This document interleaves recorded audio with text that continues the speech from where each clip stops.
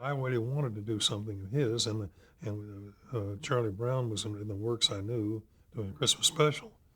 So I went and talked to them and told them that I thought it was time for we did something in that field, and I thought that Dr. Seuss was the right person to go to. So I called up Ted, who lived down in La Jolla, and so I asked him, would he be willing to think about doing it? Because he was anti-Hollywood very much, because when he left right after the war, they pirated a lot of his stuff and took his credits off of features. And he did some documentaries, one of which won an Academy Award, and somebody else took it. So he was pretty sour on that.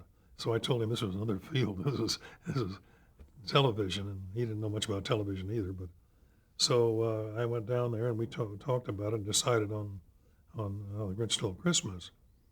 So I came back, and then I had to talk MGM into the idea of spending enough money for a storyboard. So we got the storyboard completed, and I did most of the drawings, about 1,700. I had a few people that gave me some help, very good help too. And Maurice Noble was designing the backgrounds. In those days, though, it isn't like it is today. If you didn't sell it to the network, you just had to sell it to a sponsor, and then you go to the network and say, oh, here's the product. This guy's willing to pay for it.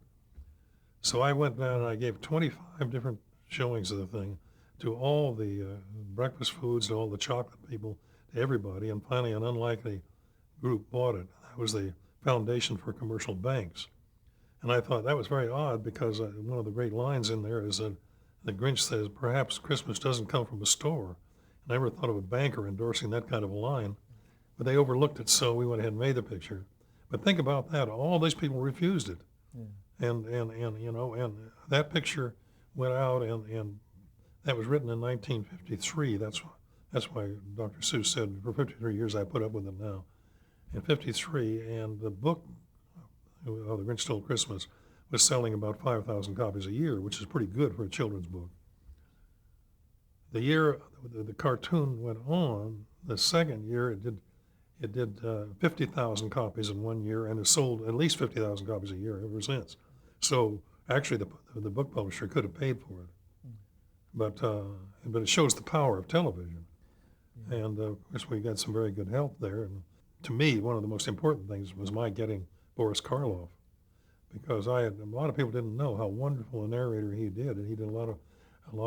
You can still get them, by the way, and it's worthwhile getting that. He did the Just So stories and the Kipling stories, the Jungle Book, and all those wonderful, wonderful reading. And if you can get some, I recommend it highly.